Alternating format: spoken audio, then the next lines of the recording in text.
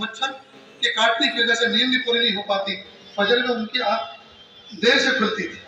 और कई मरतबा मस्जिद में पहुँचते थे, ज़ईफ़ थे, बूढ़े थे, वज़ू में भी ताख़ीर होती थी।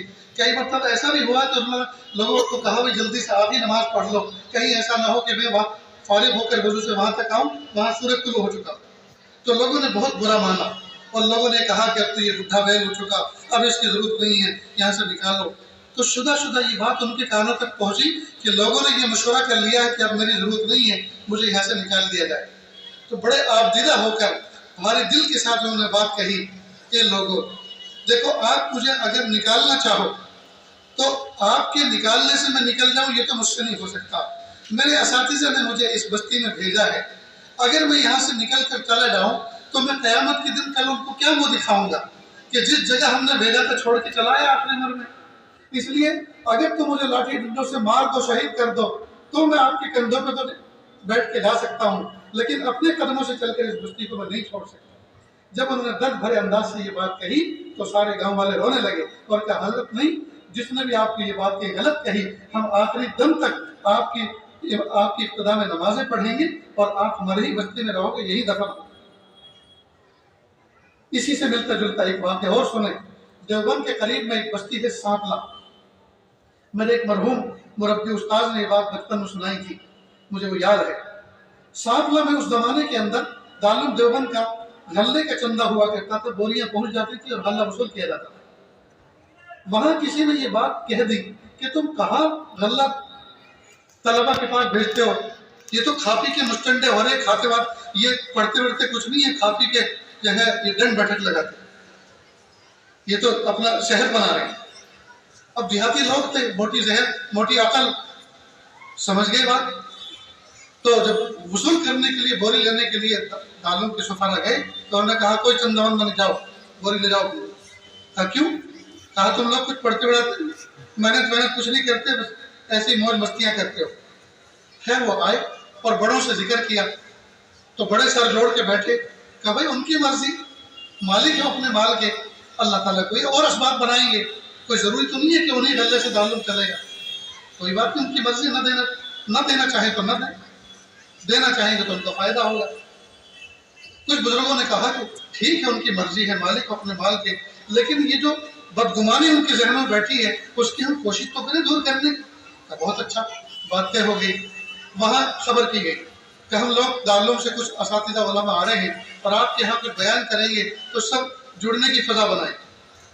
अच्छा, ये अवाम भी बड़े अजीब होते हैं, वैसे तो मौलवियों की खूब ग़ीबत करते हैं और बुराइयाँ करते हैं, लेकिन बुराई करने वाले के यहाँ अगर कोई मौलवी पहुँच जाए तो वो भी मुर्गे बकरे से कम नहीं खिलाता। और उससे पूछो भाई तुम तो कल बुराई कर रहे थे, तो क्या करूँ, जी नहीं मानता। भला ऐसा कैसे हो सकता है कि हम इनको सिर्फ दाल खिला के दे दें? तो मुर्ग भी तुम ही खिलाते हो और बुराई भी तुम ही करते हो, इससे कैसे निपटाना है? खैर, अब हमारे अकाबिर मशाइख उस गाँव में पहुँचे, लोगों को जमा किया। अब हमारे बुजुर्गों के अलवान होते हैं। एक बुजुर्ग बैठे, बल्कि खड़े हुए, और कहा ए लोगो, ए सांपला वालों, सुन लो, क्या मदीना मुनव्वरा में भी तुम ही गल्ला भेजते थे? सहाबा किराम तुम्हारे अनाज की रोटी खा के दीन फैलाते थे। मुबारक हो तुमको तुम्हारा गल्ला, हमें कोई जरूरत नहीं है, अल्लाह बहुत बड़ा है, अल्लाह के खजाने बहुत बड़े। बेशक। तवक्कुल पर जबरदस्त बयान किया। बैठ गए। हमारे दूसरे एक बुजुर्ग खड़े हुए और आप दिदा थे, दिल रकीक था, खड़े हुए कहा ये लोगों, हजरत वाला ने जो आपके सामने बयान किया, ये उनका ज़र्फ, ये उनका तवक्कुल, ये उनका यकीन, ये उनकी मारिफत, उन्होंने आपको कह दिया। लेकिन मैं आपके सामने झोली फैलाता हूँ, जो बात आप तक पहुँची है वो गलत है। आप किसी वक्त दारुल में आकर देखो, आपको किसी न किसी गोशे में, बल्कि मस्जिद के हर गोशे में, जी सहदरी में, आपको बच्चे में रात के जी हर वक्त पढ़ते हुए नजर आएंगे। आपका भेजा हुआ अल्लाह जो डालता है वो ज़ाया नहीं होता। बच्चे खाते हैं, पढ़ते हैं, मेहनत करते हैं और दीन को फैलाते हैं, आपको उसका अजर मिलेगा। इसलिए अल्लाह के वास्ते जो आपने फैसला किया उस पर नजर सानी करो। और इस दर्द के साथ बयान किया कि वो खुद भी रो रहे थे, पूरा मजमा रो रहा था।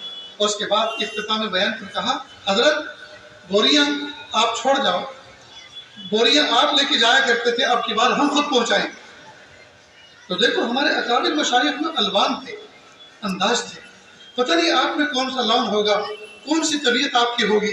آپ اپنی صلاحیتوں کو اجاگر کریں اور اللہ تعالیٰ سے مانگیں.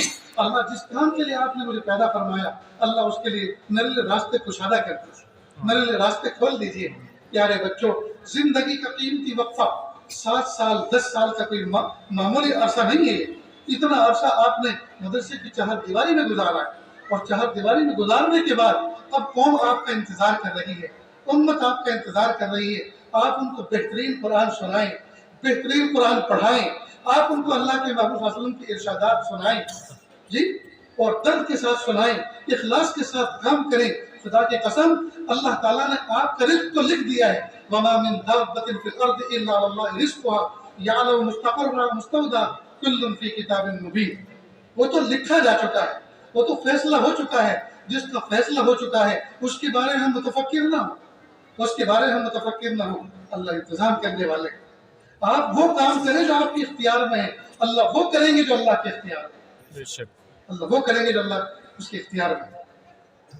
بلکہ میں اپنے ہم عصروں کے اور طلبہ عزیز کو ایک بات کہتا ہوں، سنیں اور دل کی کانوں سے سنیں. ایک دعا اللہ سے اور مانگا کریں، میرے پیارے اللہ، میری دنیا بھی مجھے اتنی اچھی عطا فرمائی ہے کہ میری دنیا کو دیکھ کر دنیا والے دین پر آ جائیں. اللہ مجھے دنیا بھی اتنی اچھی عطا فرمائی ہے، میری گاڑی، میرا گھوڑا، میرا بنگلہ، میرا گھر، میرا کتب خانہ، میری مسجد، میری درسگاہ، میرا مدرسہ، وہ اتنا اچھا ہو کہ دنیا والے میری دنیا کو دیکھ کر دین پر آ جائیں. فرنیچر بن کے کیوں رہیں؟ جب جیب میں کچھ بھی نہ ہو اس وقت اور زیادہ صاف ستھرے کپڑے پہن کے رہو، معطر رہو، تاکہ دنیا والے آپ کو شہزادے سے کم نہ سمجھیں، اور دل میں اللہ سے کہو، پیارے اللہ آپ دیکھ رہے ہیں نا، دیکھ رہے ہیں نا، آپ میری جیب میں کچھ بھی نہیں ہے لیکن میں نے جی اپنی غربت پہ پردہ ڈالا ہوا ہے. میرے پیارے اللہ آپ مجھے مخلوق کے سامنے محتاج نہ بنائیں. تو ایک تو یہ دعا کریں کہ اللہ مجھے دنیا بھی اتنی اچھی عطا فرمائیے کہ میری دنیا کو دنیا والے دیکھ کر دین پر آ جائیں. اور دوسرا اس بات کی نیت کر لے کہ پیارے اللہ مجھے اتنا رزق حلال عطا فرمائیے کہ میں دین کی خدمت جہاں بھی کروں یا جہاں میں نے کی ہے ایک ایک پائی پائی میں اس کو واپس کر دوں.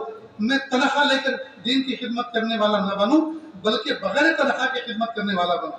نیت تو ابھی کر لیجیے، جب آپ کریں گے تب کریں گے، جب تنخواہ آپ واپس لوٹائیں گے تب لوٹائیں گے، لیکن آپ نیت تو ابھی کر لیجیے. اس نیت پر اللہ پاک قیامت کے دن آپ کو ایسی صف میں کھڑا کریں گے جن لوگوں نے دین کی خدمت کی ہے بغیر کسی اجرت کے لیے، آپ کی نیت کی برکت سے.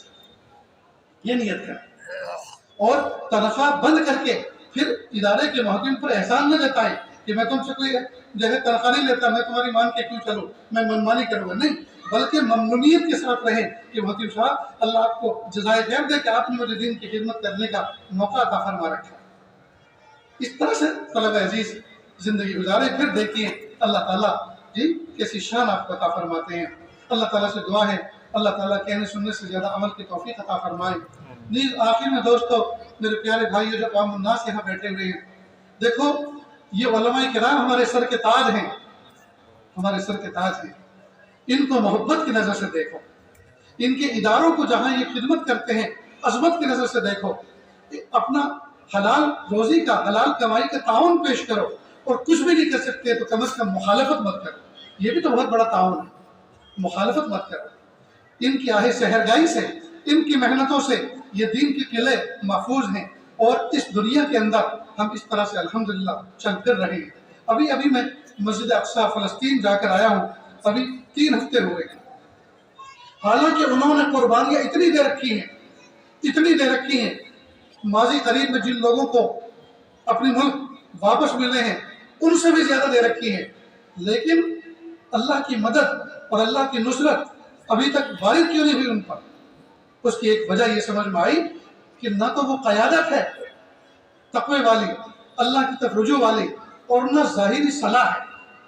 میں نے فلسطینی نوجوانوں کو دیکھا، حالانکہ وہ بڑے جڑی ہیں، بڑے قوی ہیں، ان کا ایمان بہت اچھا ہے، لیکن ظاہری وضاحت یہود و نصارہ جیسی ہے. بال وہی جیسے یہود و نصارہ کاٹے پھر رہے ہیں، فرنگی لباس ہے، وہ سر کے اوپر ٹوپی نہیں. پوری مسجد اقصی کے اندر نظر دوڑائی تو خال ٹوپی والے تھے، ورنہ ننگے سر سارے کے سارے. پیارے آقا صلی اللہ علیہ وسلم کبھی بازار میں بھی ننگے سر نہیں گئے، اور ہمارا حال یہ ہے کہ ہم مسجدوں میں ننگے سر بیٹھے۔ اس لیے اللہ تعالیٰ کی ذات کی طرف رجوع کریں، تقوی کے ساتھ زندگی گزاریں، علماء کرام کو اپنے سر کا تاج سمجھیں اور ان کے ساتھ میں محبت کا معاملہ کریں۔ اللہ تعالیٰ کہنے سننے سے زیادہ عمل کی توفیق عطا فرمائے۔ وآخر دعوانا ان الحمد للہ رب العالمین۔